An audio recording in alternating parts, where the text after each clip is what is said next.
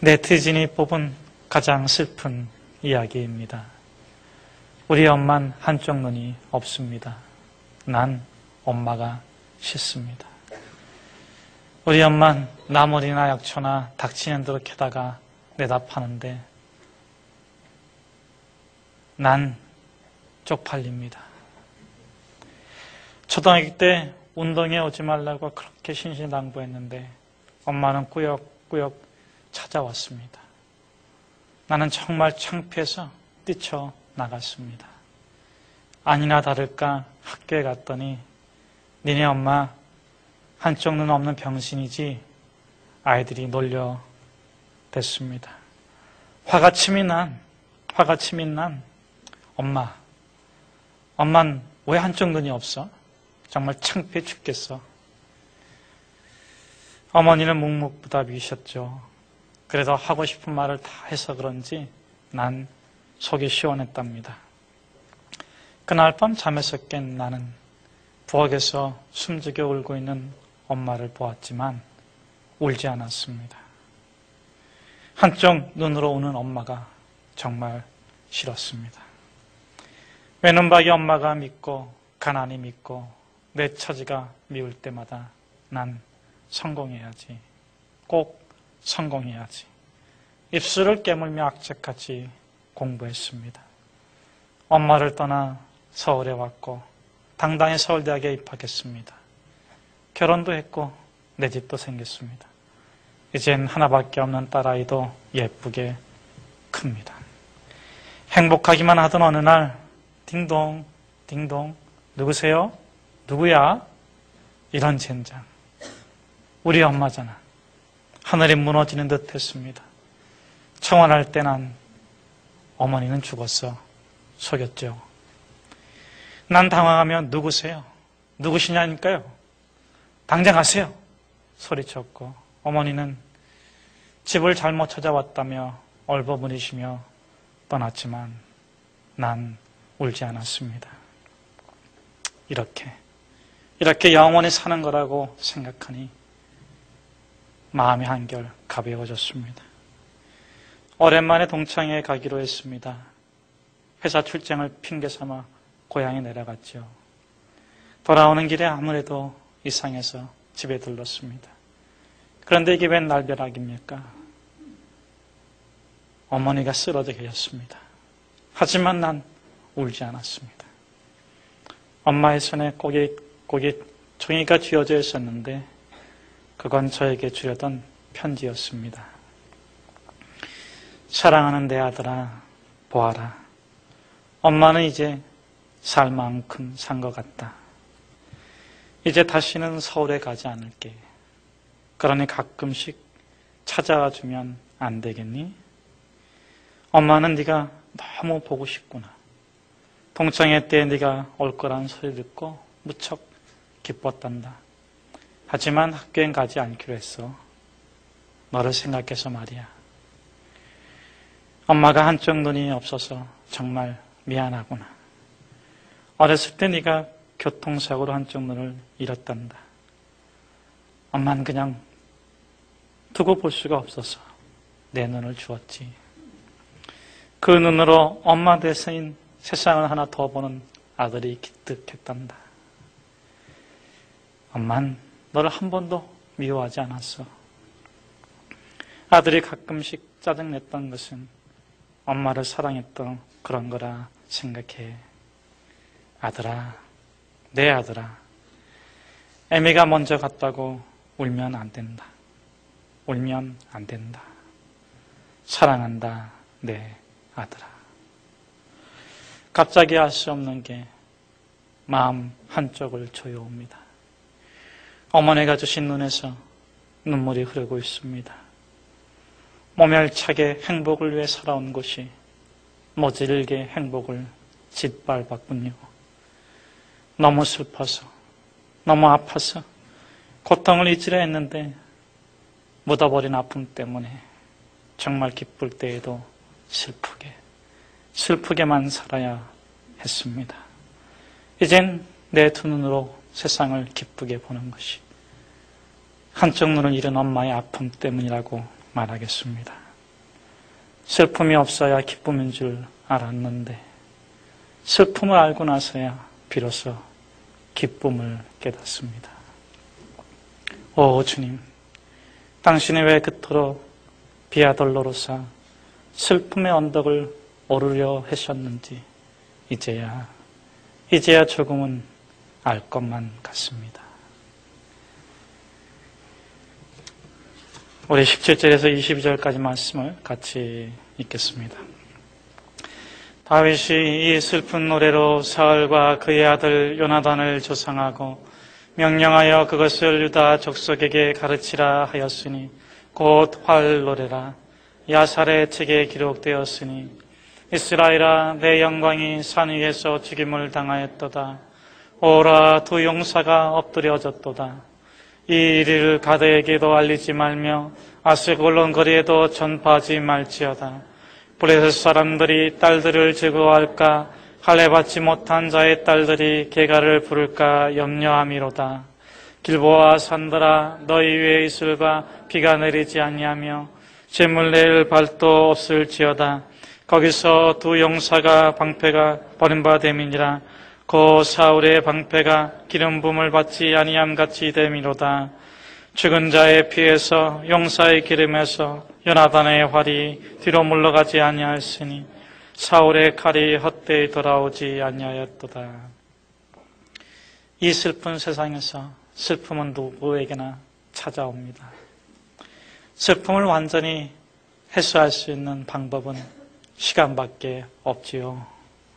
사람들은 시간이 지나면 괜찮아진다는 사실을 당장에는 깨닫지 못합니다.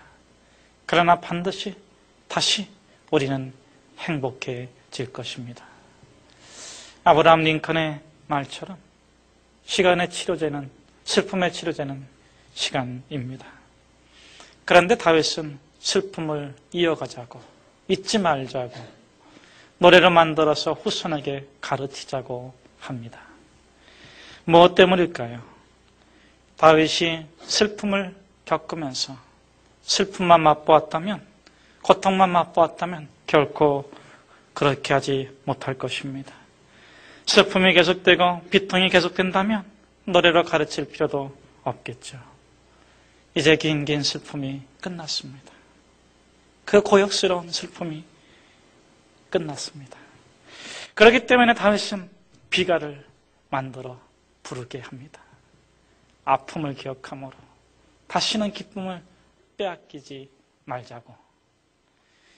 그렇다면 이 활의 노래가 조가가 아니라, 비가가 아니라 승리의 찬가일까요? 사울이 죽고 요나단이 죽은 것에 특별을 두자는 것입니까? 아닙니다. 다윗은 그 어느 때보다도 애통하고 비통합니다. 그러나 다윗은 고난을 겪으면서 슬픔만 겪지 않았어요. 수많은 실패와 아픔과 상실 속에서 다윗은 긍정을 배웠습니다. 모든 것을 다 빼앗겨도 빼앗기지 말아야 될 것이 무엇인지 알게 되었고, 어떤 슬픔 속에도 기쁨의 길이 있음을 배우게 되었습니다. 사무엘 스마일도 이렇게 말했습니다. 우리는 성공보다 실패에서 많은 것을 배우게 된다. 하지 말아야 할 것을 알므로써 진정 해야 될 것을 발견하게 된다. 슬픔을 겪지 않는 인간은 없습니다. 그런데 슬픔과 싸워 이길 수도 없고 피해갈 수도 없지요. 그러므로 우리는 슬픔을 반면교사로 삼아야 합니다. 실패, 상실, 이것은 살아가는 삶의 대가 아닙니까? 하지만 좌절에 절망하지 않을 때, 낭패를 당해도 체념하지 않을 수 있고, 슬픔의 세상에서 우리는 긍정의 삶을 살아갈 수 있습니다. 그렇다면 다윗이 슬픔에서 배운 교훈은 무엇일까요? 첫째, 슬픔과 기쁨은 쌍둥이라는 것입니다. 다윗에게 있어서 사울이란 비극의 대명사이고 요나단이란 기쁨의 행복의 대명사이죠. 그런데 요나단을 볼 때마다 사울이 그 곁에 있고, 사울을 만날 때마다 비극적인데 요나단이 함께 있습니다. 둘을 갈라놓을 수도 없고 하나를 선택할 수도 없어요. 사울에게서 요나단이 나왔고 요나단은 사울을 따릅니다. 이들은 아이러니하게도 한날 한시 한 전쟁터에서 죽임을 당했어요. 다윗은 사울과 요나단을 구분하지 않고 함께 똑같이 슬퍼합니다. 우리는 기쁨과 슬픔이 따로 있는 것처럼 슬픔 없는 기쁨만을 추구하지요. 그러나 진정한 기쁨은 슬픔과 함께 찾아오는 법 아니겠습니까? 밤이 있기에 낮이 있고 추위를 느끼기에 따뜻함을 느끼고 슬픔을 맛보는 자만이 진정한 기쁨을 만끽할 수 있습니다. 그러므로 기쁨을 얻고자 한다면 슬픔을 외면하지 말아야 합니다. 그러면 우리는 어떻게 해야 될까요?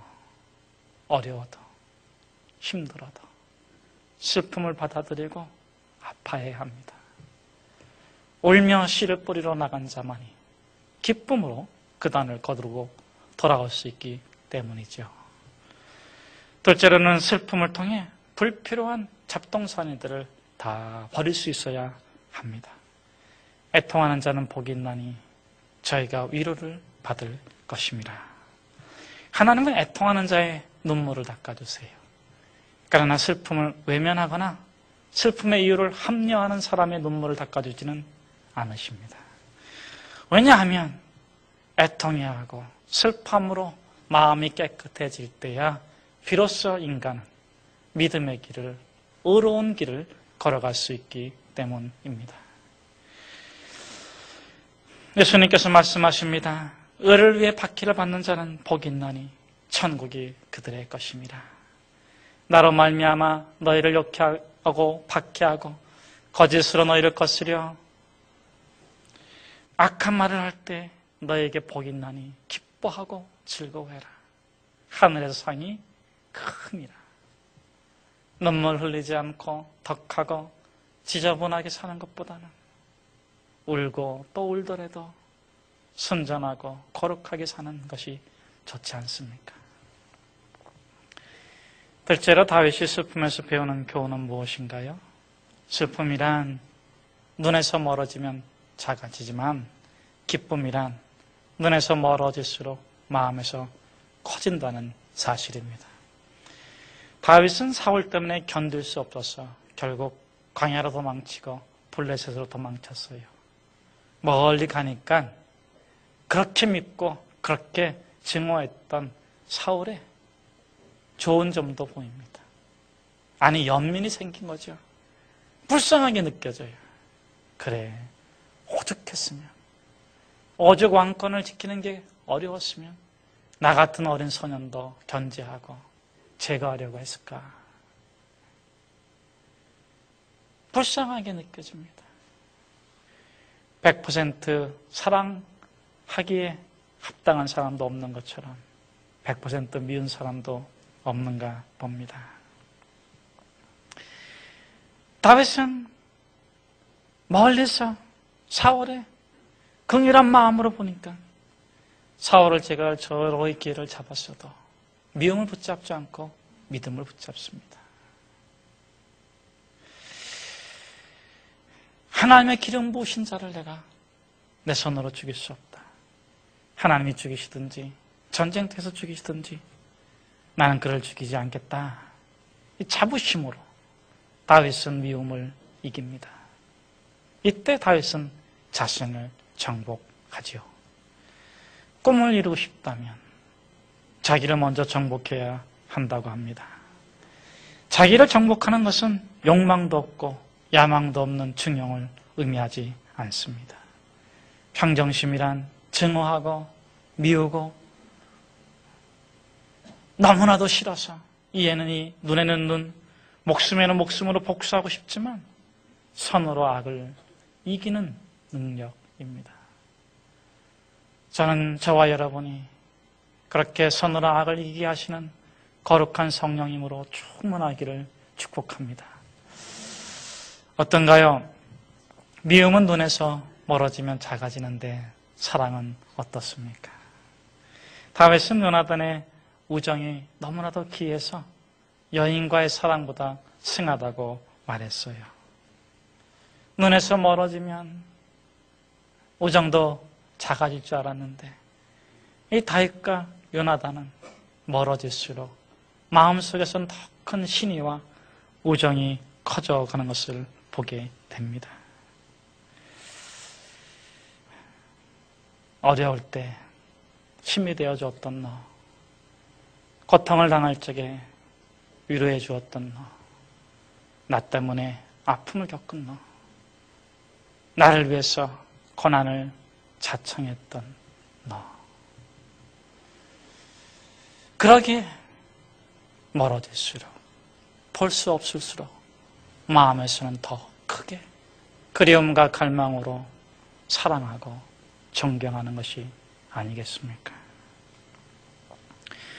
나 때문에 고난받기에 내 모든 것을 비워서라도 사랑하고 싶은 너. 이 참된 사랑은 갈보리 십자가 위에서 완성이 됩니다. 사랑은 온전합니다. 사랑은 모든 것을 참고 모든 것을 견디고 모든 상황 속에서도 바랍니다. 나로 인해서 너가 행복해지기를. 나로 인해서 진정 너가 행복해지기를.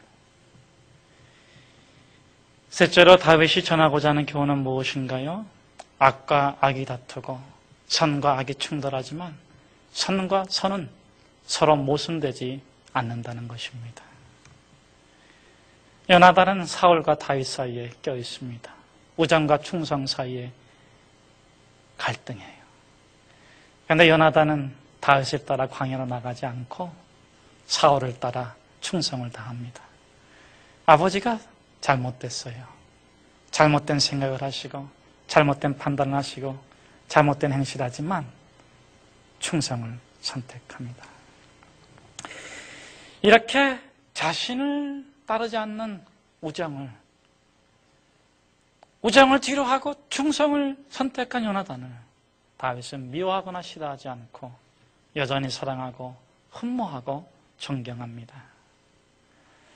우린 때로 선과 악이 아니라 선과 선 사이에서 갈등할 때가 있습니다.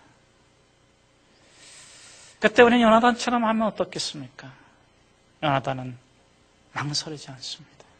충성을 다합니다. 그런데 우정은 충성을 포기하라고 말하지 않습니다. 왜냐하면 충성을 다해도 우정을 지킬 수 있기 때문에. 충성도 우정을 포기하라고 요구하지 않습니다. 우정을 지켜도 충성을 다할 수 있기 때문이죠. 여러분, 요나단이 사울에게 충성을 다하면서 고대하고 기다린 것은 무엇일까요? 처음에는 물론 다윗과 사울의 관계가 좋아지길 기대했겠지만 결코 그럴 수 없구나 깨달았을 때 아팠지만 고통스러웠지만 요나단은 기대를 포기하지 않습니다. 그럼 무엇을 더 기대하는 것입니까? 아버지가 얼른 죽기를 바라는 것일까요? 요나단은 그렇게 멍청하지 않습니다. 그럼 다윗이 얼른 왕이 되기를 바라는 것일까요? 그것도 아닙니다. 요나단이 정말 눈물을 흘리면서 기다리고 바라는 것은 하나님의 시간이 채워지는 것입니다. 쉽게 핀 꽃에는 향기가 없다지요. 시련의 시간을 채운 꽃의 특권이 진한 향기입니다. 기다림은 시간을 허비하거나 갈등하는 것이 아니에요. 고난 속에서의 기다림, 고난 속에서의 기대는 무엇입니까? 더 늦게까지 당신을 사랑하면서 비로소 나도 당신으로 인해 깊어져 감을 느낍니다. 모든 이들이 떠난 뒤에도 저는 당신을 조용히 사랑합니다. 가장 늦게까지 곁에 있는 것이 사랑이기 때문입니다. 도정한 시인의 노래처럼 기다림이란 더 늦게까지, 마지막까지 포기하지 않고 사랑을 채우는 것입니다. 겪어야 하고 당해야 한다면, 걸어가야 끝나는 길이라면 재시험 치르지 말자. 50점으로 끝내지 말자. 아픔이지만 100점의 아픔을 맞자. 100점의 아픔. 슬픔도 기쁨도 한 눈물에서 나오기에 기쁨도 슬픔도 한 몸입니다. 그래서 우리는 선택할 수 있습니다. 항상 기뻐할 것인가? 아니면 늘 슬퍼할 것인가? 여러분의 선택은 무엇입니까? 성경은 이렇게 말씀하십니다. 항상 기뻐하라. 쉬지 말고 기도하라. 범사에 감사하라. 이는 그리스도 예수 안에서 우리를 향하신 하나님의 뜻입니다. 우리 23절에서 27절의 말씀을 같이 읽겠습니다. 사울과 요나단이 생전에 사랑스럽고 아름다운 자이러니 죽을 때에도 서로 떠나지 아니하였도다. 그들은 독수리보다 빠르고 사자보다 강하였도다. 이스라엘 딸들아, 사울을 슬퍼하여 울지어다. 그가 붉은 옷으로 너희에게 화려하게 입혔고 금노리개를 너희 옷에 채웠도다. 오라, 두 용사가 전쟁 중에 엎드려졌도다. 요나단이 내 산 위에서 죽임을 당하였도다. 내 형 요나단이여, 내가 그대를 애통함은 그대는 내게 심히 아름다움이라. 그대가 나를 사랑함이 기이하여 여인의 사랑보다 더하였도다. 오라, 두 용사가 엎드러졌으며 싸우는 무기가 망하였도다 하였도다. 공자는 즐거워하되 즐거움에 빠지지 말고 슬퍼하되 상심하지 말라고 말했습니다. 평소 인간, 사람을 중시 여겼던 그는 지나치게 즐거움으로 남에게 해를 끼치지 말고 또 자기의 슬픔 때문에 너무 상심해서 스스로를 해치지 말라고 교훈해 준 것이죠. 바로 이것이 다윗이 비가를 지어 유다 족속에게 부르게 한 목적입니다. 오래된 시대로 여행을 떠나보면 사울의 죽음은 유다 기쁨입니다. 유다 지파의 기쁨이에요.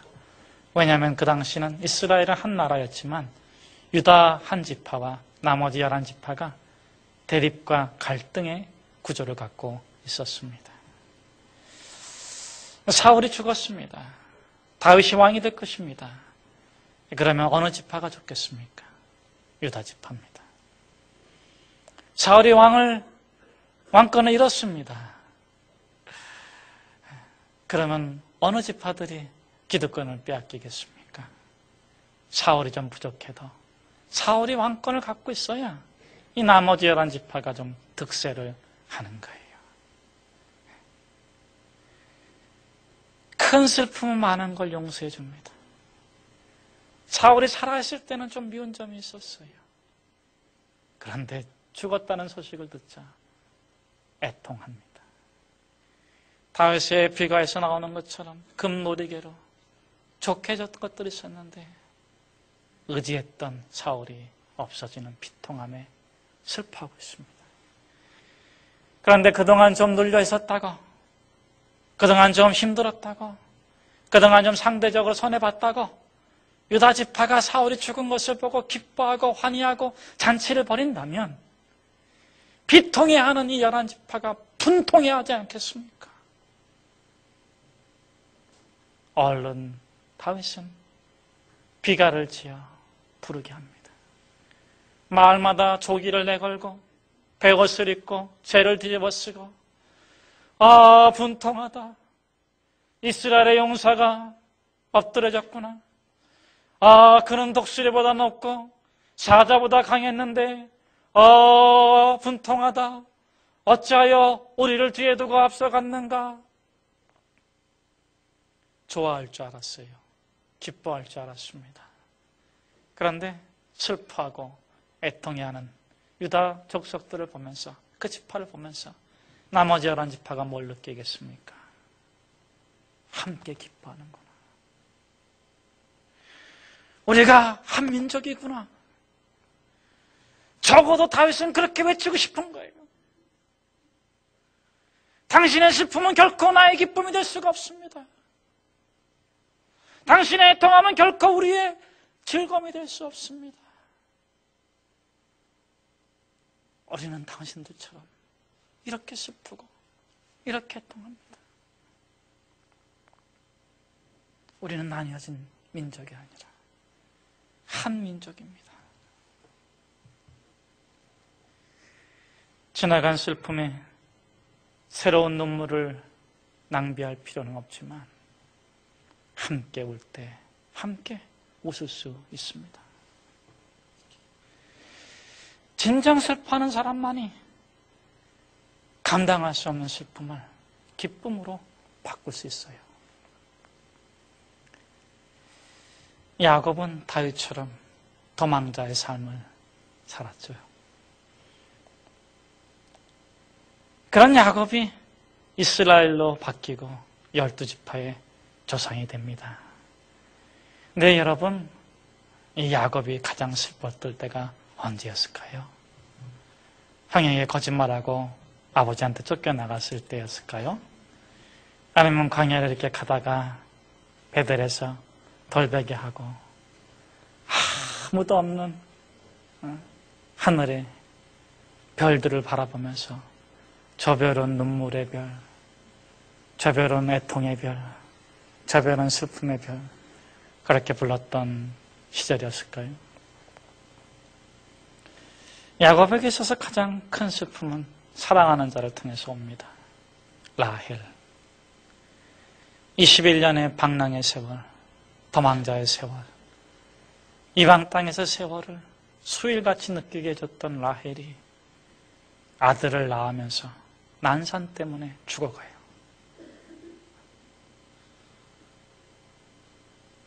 아들을 다시 낳을 수는 있지만 라헬을 다시 얻을 수는 없어요. 그런데 그 라헬이 난산을 하면서 아들을 낳습니다. 자기가 이젠 더 살 수 없다는 것을 깨달은 듯이 아들의 이름을 베노니, 아 슬프다. 슬픔의 아들이구나. 이제 고생이 끝나고 조금은 편한 세월이 됐는데 이제는 가문에 형성도 할 수 있고 재물도 생겨서 장막을 짓고 살 수가 있게 됐는데 아 슬프구나. 베노니. 여러분, 그때 야곱이 라헬을 죽음을 보면서 슬프지 않았을까요? 너무너무 슬펐을 거예요.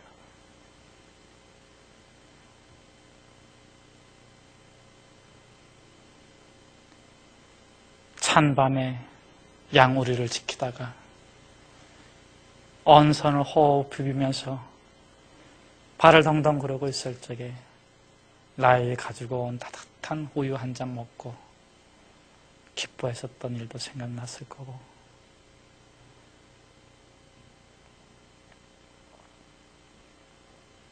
둘이서 앞서거니 뒤서거니 오물가에서 물을 길렀던 추억도 생각이 났을 겁니다. 라헬을 보내고 어떻게 살 수 있을까?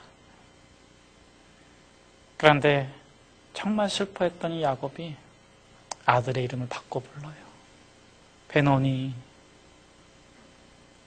슬픔의 아들이라고 그러는데 야곱이 베냐민, 오른손의 아들이다. 오른손의 아들이다. 권능의 아들이다. 강한 자이다. 축복의 아들이다. 슬픔을 기쁨으로 바꿔줍니다. 엄마의 눈물을 어린 호소 때문이었을까요?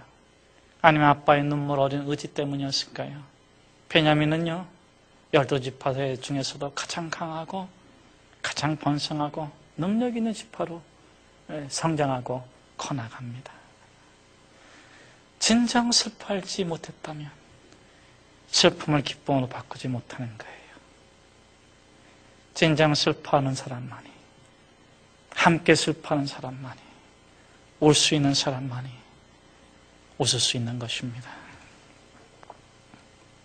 오늘은 종려주일입니다. 예수님께서 종려나무가지를 입성하실 때 사람들이 종려나무가지를 흔들면서 호산나 다윗의 자손이여 하면서 환영했어요. 그건 하나의 코미디였습니다. 어린 나귀를 타고, 한 번도 사람이 안 타본 나귀를 타고 예수님께서 입성할 때 나귀가 얼마나 우러졌겠습니까? 저는 어렸을 적에 개를 한번 타봤어요. 집채만한 개라고 생각해서 탔는데 아직 그 개가 다음부터 저한테 오질 않아요. 근데 이 어린 나귀 새끼가 꼼짝 못하고 예수님을 태우고 입성할 적에 얼마나 우러졌겠을까요? 그 꼴이 얼마나 우스웠는지 사람들이 다 종려나무가지를 흔듭니다. 축복은, 기쁨은, 코미디는 잠시 끝나고 예수님께서 골고다 언덕 위로 올라가실 때 여인들의 무리가 따르면서 예수님을 바라보면서 웁니다. 이때 예수님께서 예루살렘의 딸들아, 나를 위해서 울지 말고 너희와 너희 자손을 위해서 울어라. 나를 위해서 울지 말고 너희와 너희 자손을 위해서 울어라.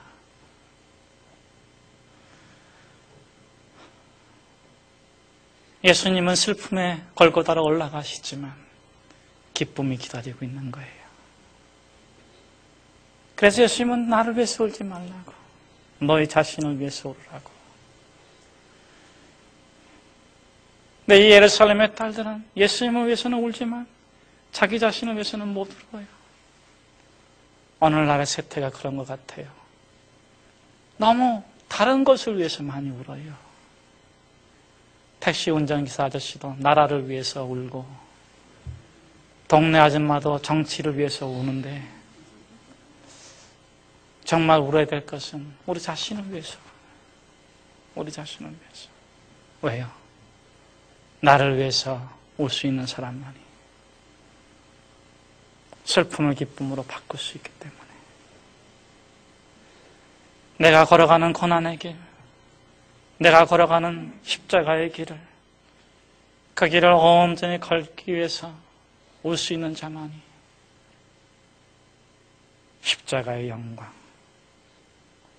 슬픔을 받고 기쁨이 되게 하고 고통을 받고 노래가 되게 하는 그 영광을 맛보기 때문입니다. 사랑하는 여러분, 우리가 웁시다. 우리 자신을 위해서 성전에 올라올 때마다 웁시다. 그래서 기쁨으로 세상을 향해서 나가는 예수의 사람들 다 되시기를 축복합니다. 기도하겠습니다.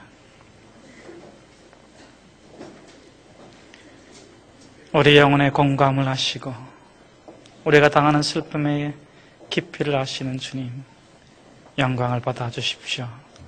우리가 주님 앞에서 울고 주님 앞에서 자복하고 깨끗한 마음으로, 믿음으로, 의로움으로, 거룩함으로 세상을 향해 나가도록 축복하여 주옵소서. 예수님의 이름으로 기도합니다. 아멘.